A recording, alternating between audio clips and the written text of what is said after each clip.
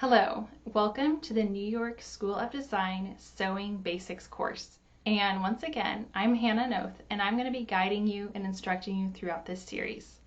Today's topic is tucks and darts. First of all, darts are extremely functional. You just can't sew tailored looks, especially with woven fabrics, without the use of darts. It's impossible. Second, tucks and specifically pleats are everywhere right now. They're not dated, they're actually super trendy and honestly an overall timeless classic detail you can give to a garment.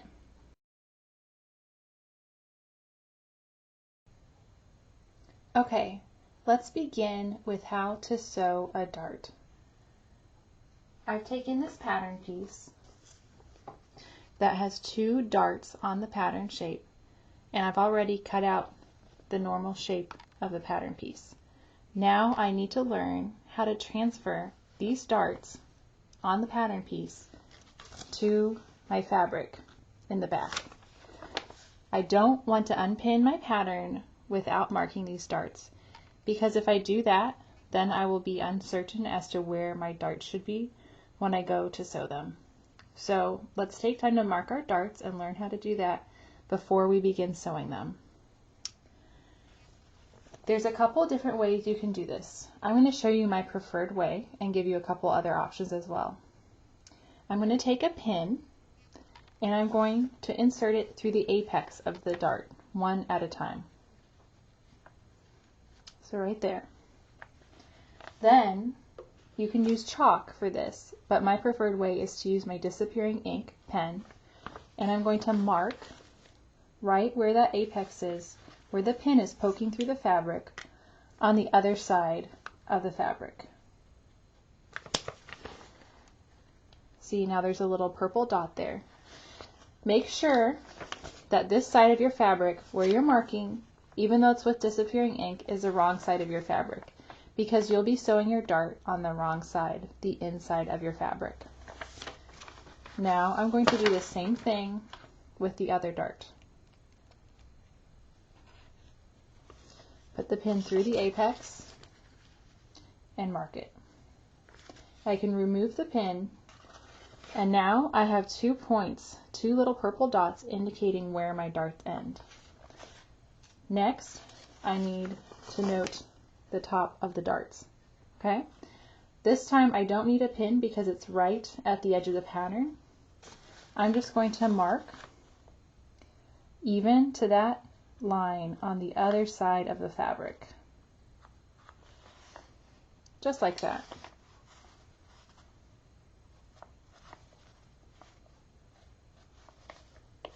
So now I have little markings that are the same as the top of the dart. Lastly, you see it looks almost like a miniature mountain at the top of the dart on the pattern. That's simply to indicate that middle line of the dart, and that's going to mean the halfway mark of the dart and what's going to be folded over later on. I'm just going to mark that with a simple line here. Okay, now I can unpin my pattern, and I'm going to use a straight edge to finish marking the rest of my darts.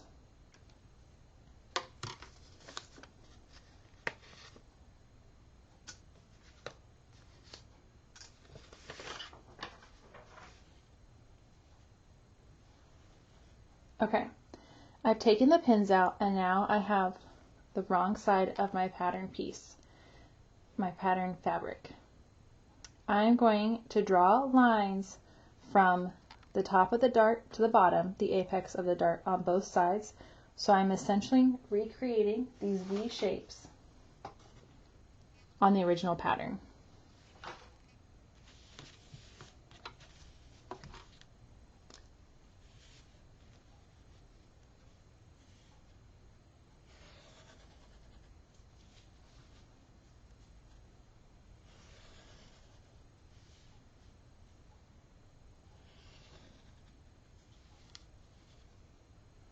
I am just drawing a line from the top of the dart on both sides to the apex. I'm also going to draw a dashed line from that middle point also to the apex. So there will be 3 lines total on these darts.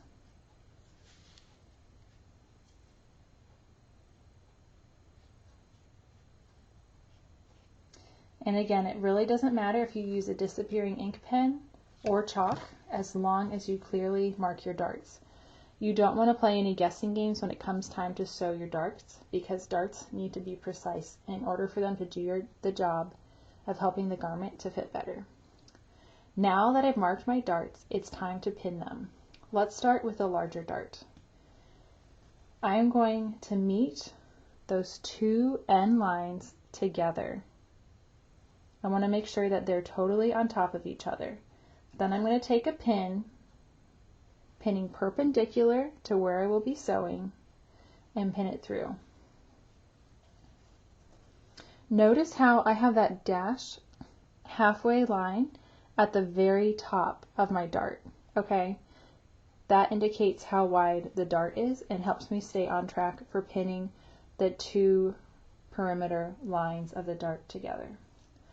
I'll take another pin, insert it through one side, make sure it comes out directly on that purple line, and pin it through. I'm going to do one more pin here. As you'll see, I'm running out of width as the dart gets narrower and narrower, but I still want to have one more pin just to ensure that I don't lose any accuracy as the dart gets smaller. Okay, there you have it. There's your dart that's pinned. Now it's ready to sew. I'm going to start sewing at the apex, but here's something that's very important to learn before we begin sewing our dart. You know, we've already talked about backward stitching and how I've said that in almost all instances you will always backstitch at the beginning and at the end of every seam you sew. However, darts are one of the few exceptions to that rule. You always begin sewing your dart at the apex, but because you want only one nice crisp point at your apex, you do not backstitch at the beginning of a dart. You will backstitch at the end of the dart at the widest point, but never at the apex. I'm going to sew this dart and then I'll show you how we still close off the seam on the apex to make sure that your dart cut doesn't come unraveled. Just double checking my pins. I'm going to go ahead and I'm going to use my flywheel to place my needle directly on that apex point.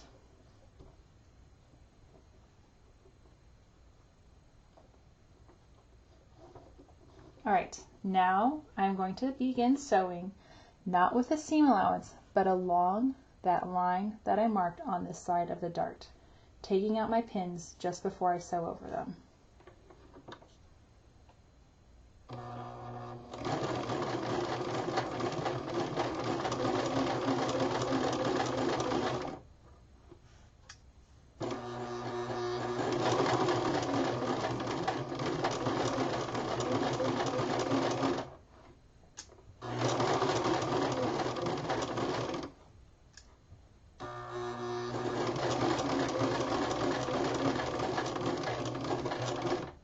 Now at the end, I'm going to backstitch and then cut my threads.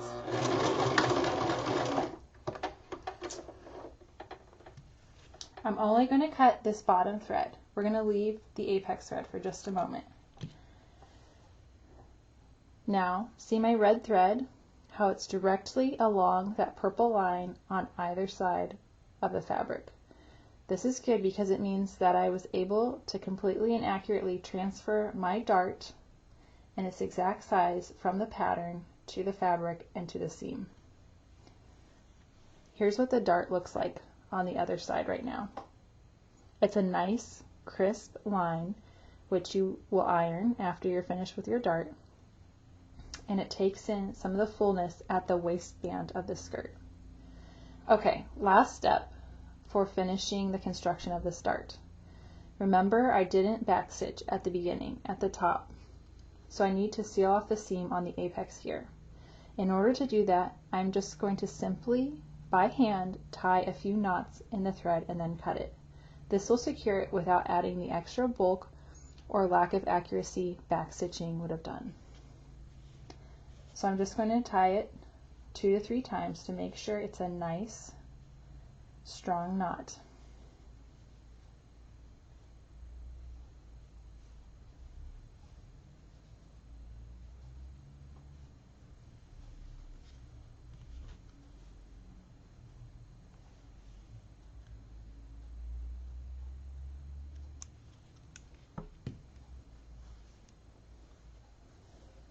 After sewing your darts, you always want to iron them to one side so it's not additional bulk sticking up awkwardly on the inside of your garment.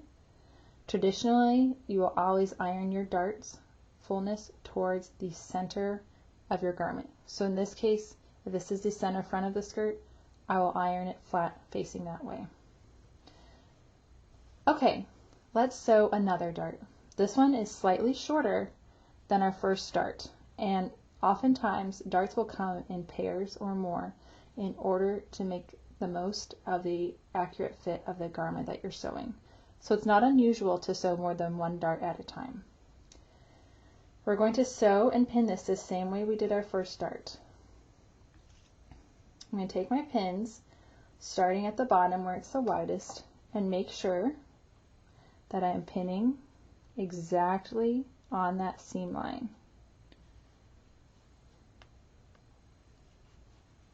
Using the dashed line as a good marker of the halfway point of the width of the dart.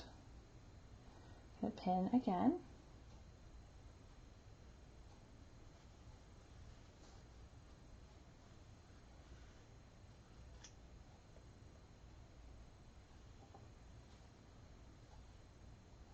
And one more pin, although it's very narrow here. I want to make sure that I start on track with the dart. Okay, once again I'm going to start at my apex without any back stitching.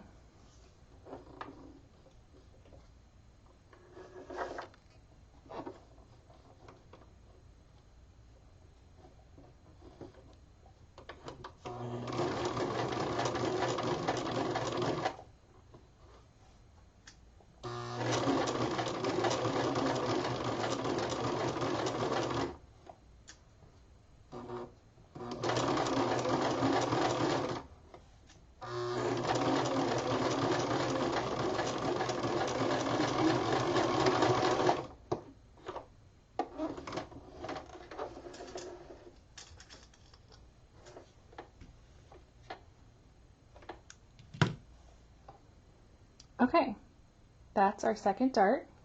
I'm just making sure that once again my seam line stayed on the lines that I marked in transferring from the pattern. I already cut my back tacking line, so all that's left to do before ironing this dart is to tie off the apex. I like to tie three knots as opposed to 2 knots. It's just more secure, and the last thing you would want to occur is that your dart would pop open while somebody else or you were wearing your garment. Okay. Snip my threads. And there you have it, 2 darts. Okay, now that we've learned how to sew darts, and that's how you sew darts. I hope you learned something. Stay tuned for next week. I'll see you then.